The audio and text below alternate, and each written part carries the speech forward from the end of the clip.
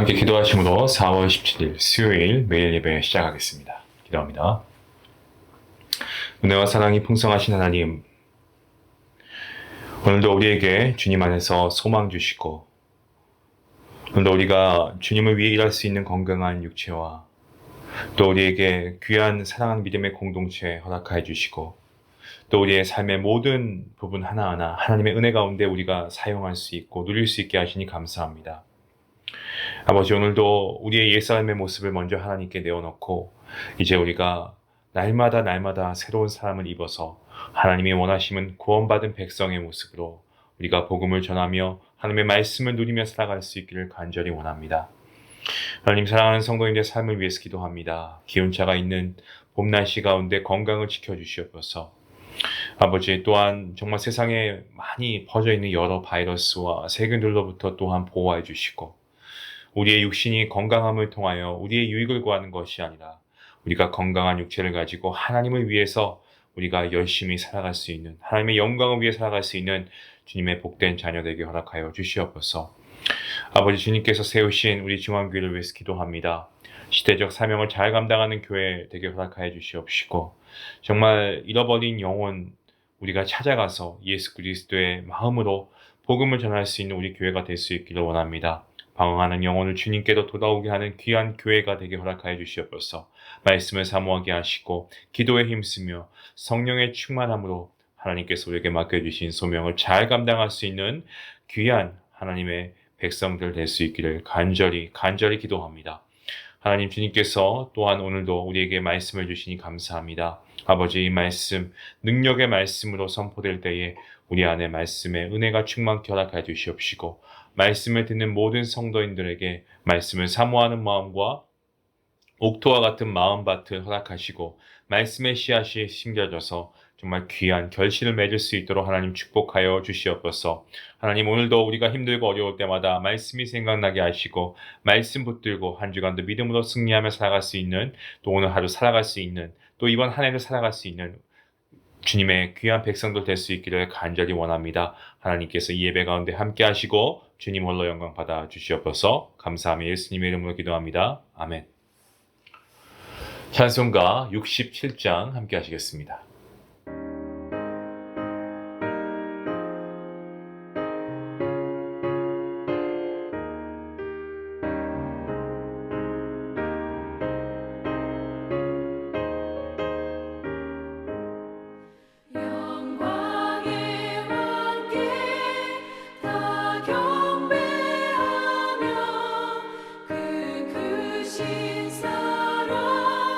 늘 찬송하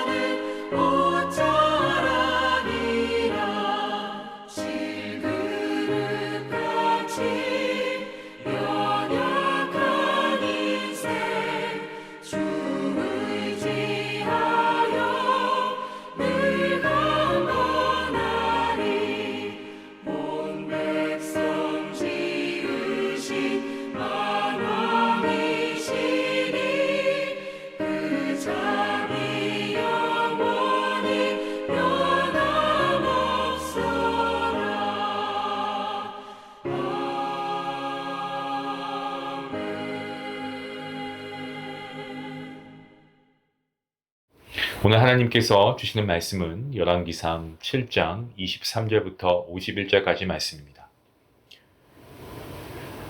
이 말씀을 함께 읽도록 하겠습니다.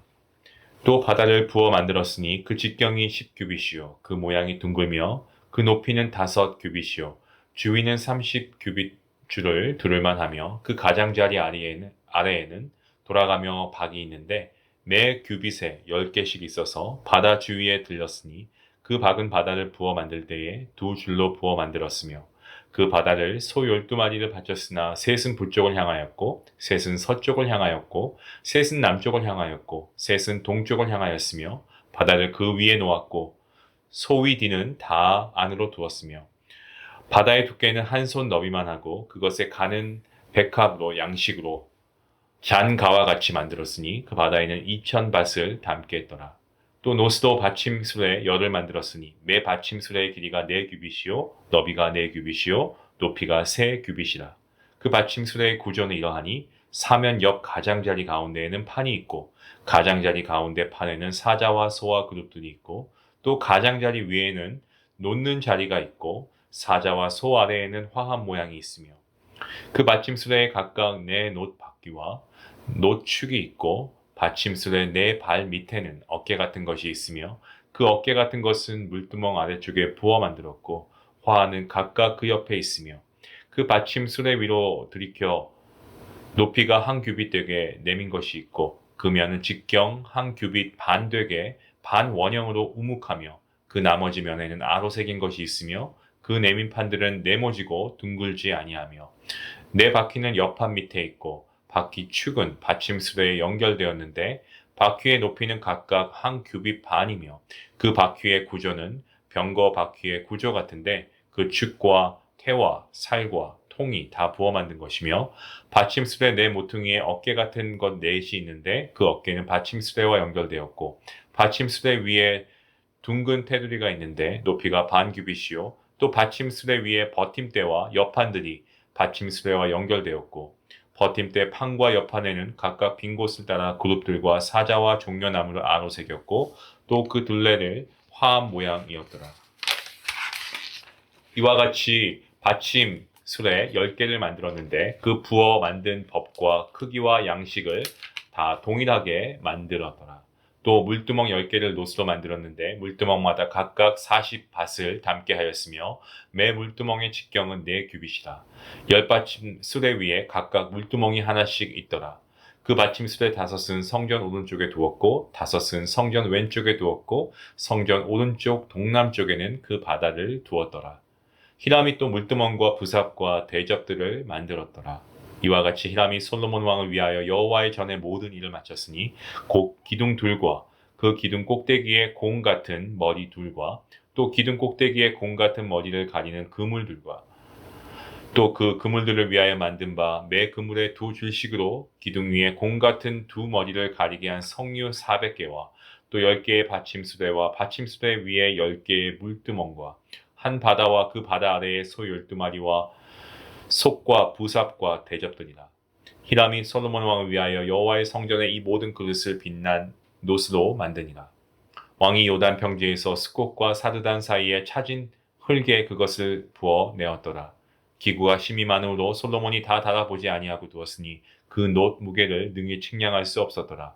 솔로몬이 또 여호와의 성전의 모든 기구를 만들었으니 곧 금당과 진설병과 금상과 내소 앞에 좌우로 5씩 둘 정금 등잔대며 또 금꽃과 등잔과 불집게며 또 정금 대접과 불집게와 주발과 숟가락과 불을 옮기는 그릇이며 또 내소 곧 지성소문의 금 돌적이와 성전 곧 외소문의 금 돌적이더라. 솔로몬 왕이 여호와의 성전을 위하여 만드는 모든 일을 마친지라. 이에 솔로몬이 그의 아버지 다윗이 드린 물건 곧 은과 금과 가구들을 가져다가 여호와의 성전 곳간에 두었더라. 아멘.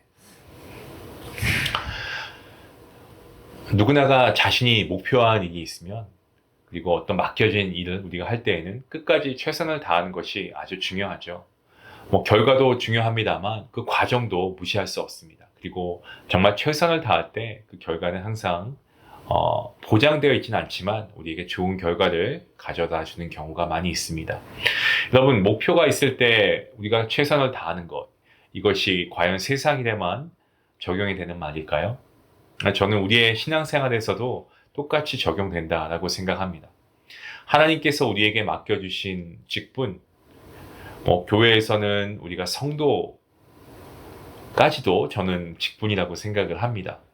그리고 집사님, 권사님, 장로님, 이런 모든 직분 외에도 우리의 삶 가운데 우리에 맡겨주신 것들, 아내로서, 남편으로서, 또 자녀로서, 또 할아버지, 할머니로서, 이렇게 하나님께서 우리의 삶 가운데 맡겨주신 사명을 감당할 때 우리는 어떻게 해야 될까요?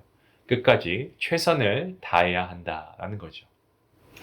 솔로몬은 두로왕 히람에게 부탁해서 하나님의 성전을 건축하게 했고, 이 본문은 성전의 외부 그리고 내부 공사가 마무리되면서 각종의 기구들까지 제작해서 완료되는 모습을 기록하고 있는 말씀입니다.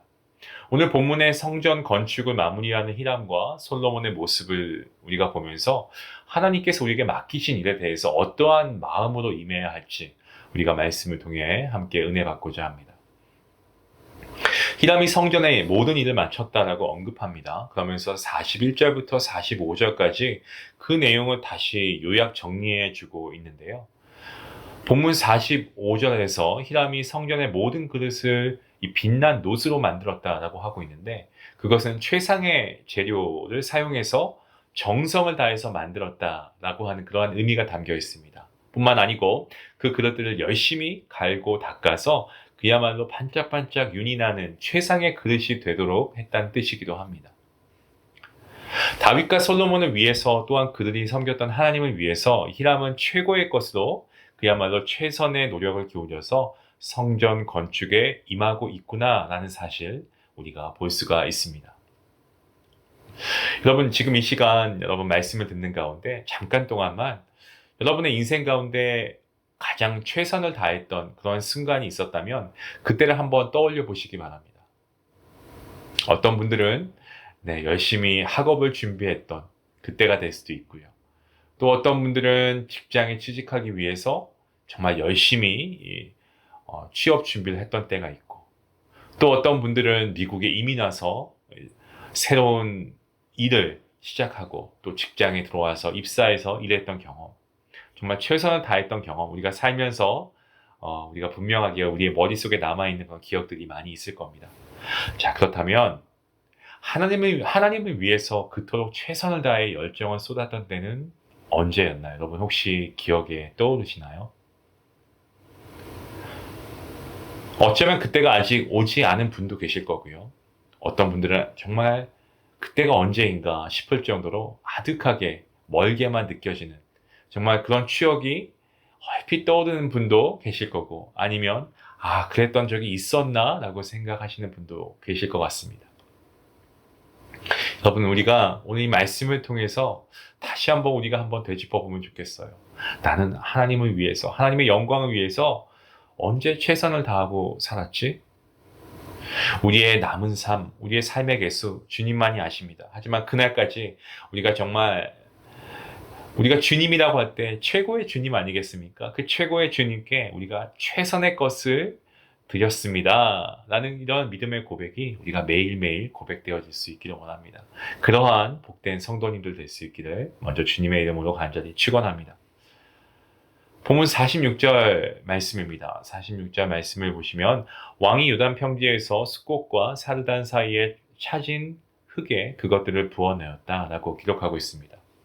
자, 숫꽃과 그리고 사르단 사이의 지역은요, 주물하기에 적합한 그런 좋은 흙이 풍부했을 것으로 추정하고 있습니다.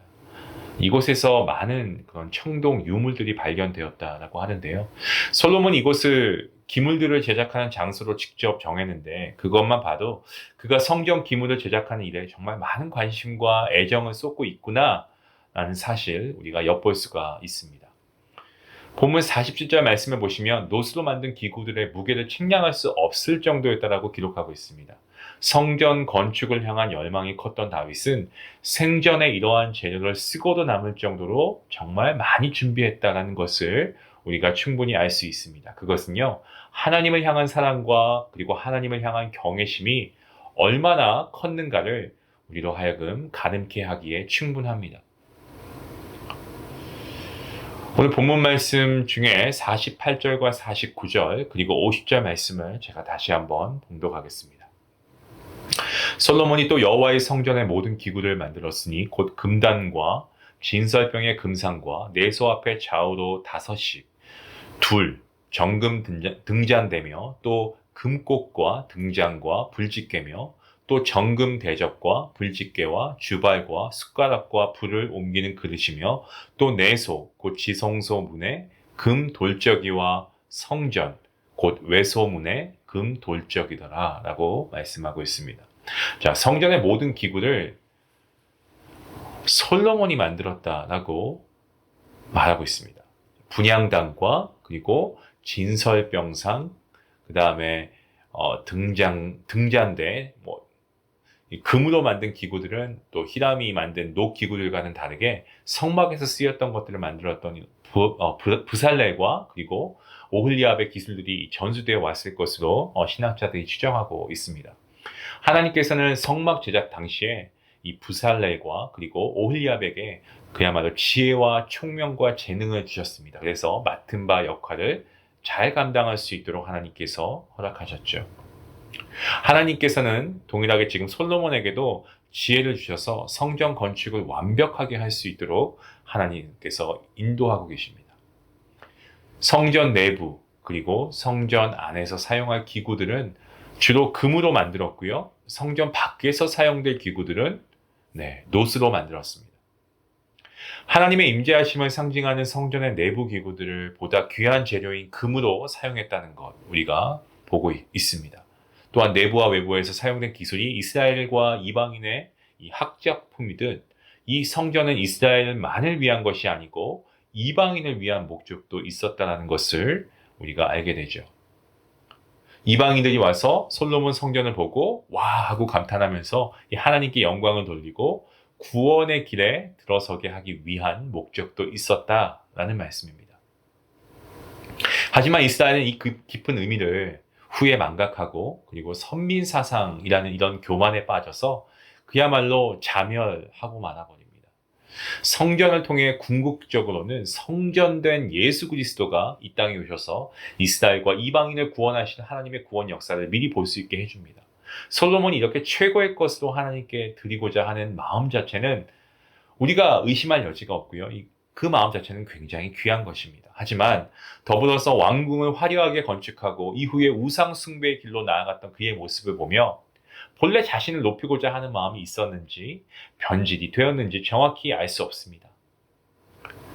저와 여러분 모두는 이 주님을 향해 최선의 것을 드리고자 하는 그 마음이 변질되지 않도록 한결같도록 우리의 마음을 잘 지켜야 할 것입니다.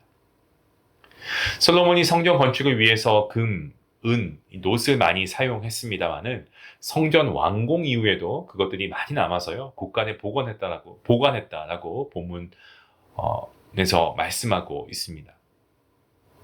이 보관했다는 것은 이후에 성전이 좀 노화되었거나 아니면 노후되었거나 수리가 필요하게 될 때 사용한 것을 대비한 것을 우리가 볼 수 있죠. 성전의 건축 완공은 하나님께서 아브라함에게 하신 약속이 가나안 땅에서 성취되었다는 것을 의미하고 있습니다. 자, 그것의 궁극적인 목표는요, 하나님과 자기 백성과의 교제를 회복하는 것입니다. 이것이 하나님께서 이스라엘을 구원하신 목적이었습니다. 신약 말씀을 보셔도 우리를 구원하신 목적은 하나님을 예배하고 하나님과 교제하기 위함입니다. 하나님께서 이스라엘의 성전에 임재하기를 원하셨던 것처럼 오늘도 구원하신 주님의 백성들 가운데 임재하시는 하나님, 그 하나님께서는 우리와 함께 교제하기를 원하십니다. 오늘 본문 말씀 중에 특별히 40절과 그리고 51절 말씀을 보시면 성전의 모든 일을 마쳤다라고 반복해서 언급하고 있는 것을 우리가 보게 됩니다. 자, 반복이라고 하는 것, 중요하니까 반복하는 거겠죠. 모든 일에 시작이 있듯이 마무리가 있습니다. 하지만 모든 일에 마무리가 중요하다라는 생각을 우리가 해볼 수 있습니다. 2024년, 지금 저희가 드리고 있는 이 매일 예배도 벌써 4월 중반에 드리고 있는 매일 예배입니다. 아니, 벌써 이렇게 시간이 흘렀나? 라는 생각이 드시죠? 올해 연초에 많은 계획들 여러분 세우셨을 겁니다. 어떤 것을 시작했을 것이고요. 또 끝내지 못한 계획들, 일들 참 많이 있죠. 계획했던 일이 마지막까지 완성에 이른다는 것은요, 이것은 하나님의 은혜이고요, 먼저. 그리고 나의 노력, 그리고 주변의 도움, 이런 것들이 있어야 가능합니다. 제가, 언젠가 한번, LA를 다녀온 적이 있었습니다. 좀 먼 거리였죠. 근데 그때 먼 길을 가는 동안에 가끔씩 공사를 하다가 멈춰서게 되는 경우가 있었어요.